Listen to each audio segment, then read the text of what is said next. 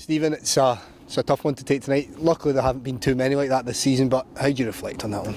Well, I think that's the message. There hasn't been very many situations where we felt, probably quite as exposed as what we were tonight. And I know everybody can look at football and we can think, we can defend better and do things.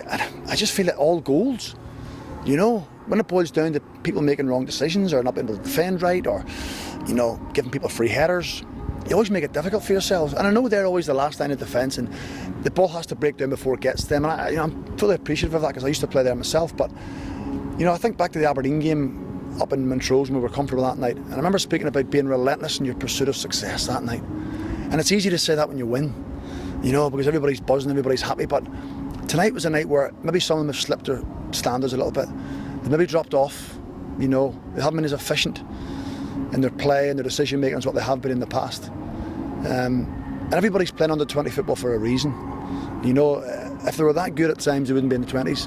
And that's not being disrespectful, it's a fact. So they have to try and find a pathway of where they want to go, irrespective of age. Every single player come on the pitch tonight, they have to find a pathway of where they're going to and how they're going to get there. So tonight was a learning curve for that. We didn't really raise our voices. We just, we tried to guide them at half-time as much as we could. It's hard sometimes not to bring up the mistakes because they have to try and learn from it. So it was a tough night, no doubt about it. I generally felt, though, even at half-time at 5-2, I think we can get back into this. I don't know why. When it goes 6-2, of course, the game's probably away from you, but, they did stick at it. They tried to put balls in the box, what we'd asked about, but I think credit must go to Partick Thistle. They had 5 2000s, which is 16-year-old kids playing in their back five. 4 playing in their back five. Credit to them. They stood up and matched themselves tonight. And as much as I can speak about my players being slightly off the game, I thought they were excellent. They defended well, they went and headed balls. So, they've got a good future ahead of them too, and credit to Scott. We've played Partick Thistle, I think, 4 or 5 times since I came in and they haven't beat us yet. So, tonight they certainly reminded us that they can beat us. So disappointing, but, we have to move on and try and get focused for next Monday. And what was the message to the players, Craigs, from results like this in terms of bouncing back? You touched on looking at mistakes and learning from them. That goes throughout the season, but is there anything different you give to the boys after something like that? Well, we almost had a chat in there about, how they live their life and where they see their football career, because they're still in their infancy. And you've got to be careful not to be too critical, but they have to try and find out quickly what works for them. And almost to say to them, they have to live and breathe football. And it's hard at 18, 19 and 17 when they've got other things to distract them and whatever it might be, and they can see their friends doing things. You have to be different. I said to them, squads are a little bit smaller these days. Managers not going with as big a pool. So there's less opportunities probably to play first team football. And when I came in here, there was like 55, 60 players at the club. So you get a contract and you kept going on. Here there's not as many going about. So whenever you get your opportunity, live and breathe football and expect your opportunity to come every single day. If it doesn't come on the Monday, expect it to come on the Tuesday. If it doesn't come on the Tuesday, live and train football and eat and breathe football, waiting for your chance to come along. Some will get 5, 6 chances, some only get 1. But you don't know when that one's going to come, so make sure you prepare for it. And it's a big sacrifice for them. It is, I understand that. They're young men trying to make their way in the game. They're enjoying themselves. They've had good moments. So it's more about psychologically how they can improve. We can improve them technically. We can show them defensive stuff. We can show them how to do that. But just when to switch on and switch off. But they have to live and breathe it. And the sooner they can do that, I think they can progress things forward. But ultimately, we have to cut out mistakes. We have to do the technical side, which is defend 1v1 better. We have to be better on the ball. We've got to hold the ball up better. So when you couple those things together, you have an opportunity to be a football player. And we touched on that psychological side of things and picking up. We always like to try and look at the positives, of course, Craigs. And one of the things we mentioned was Adam Livingston. We've seen a bit of a resurgence in his game recently. And is he a positive for you tonight? He was. Listen, Adam's been a positive probably over the last 5 or 6 games. He's settling down. Whether he's maturing a little bit, I don't know. He certainly seems to be taking his game a lot more serious. I always thought he had good attributes.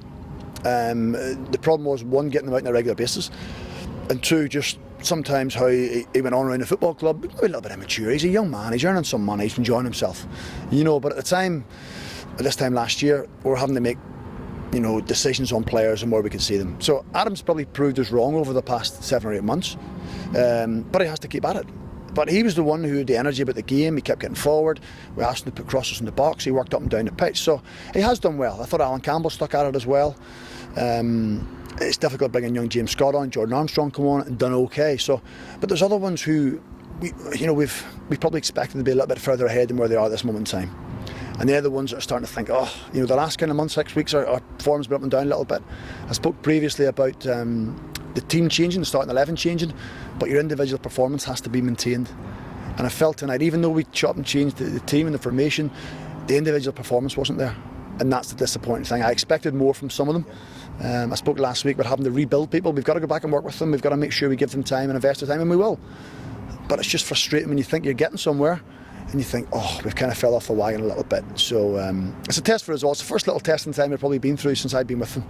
You know, so we have to find a way of rectifying that and becoming better. Yeah. And just finally, Craigs, one of the things I want to touch on is when we see the team sheet from the weekend, Shea Gordon, Alan Campbell both on the bench, is that another thing you can take as a positive to say to the boys, look, bounce back, this is what you've got waiting for you? Well, that is the aim for them. You know, but you know, when you get yourself onto the bench and then you come to playing at 20s, you're judged in 20s. You're not judged as the first team player anymore. So the ones who do drop down have to be prepared to go and show what they can do. I don't think enough of them done tonight. So, you know, if the new manager's sitting in the stand or the new manager's asking for opinions, there's not many can cover themselves in glory and expect to be in the first team for Saturday, because, you know, we're short of defenders, we're short of bodies at the minute, with people out injured, with people suspended, with people waiting on operations. So, you know, now is as good a time as any to really show what you can do. I think a few of them will be disappointed with the performance tonight. You know, they really could have pushed themselves forward with Fatty being here tonight. They haven't managed to do that. So positives are there are opportunities. Make sure you live for yours to be tomorrow. Well, thanks for your time again, Craigs.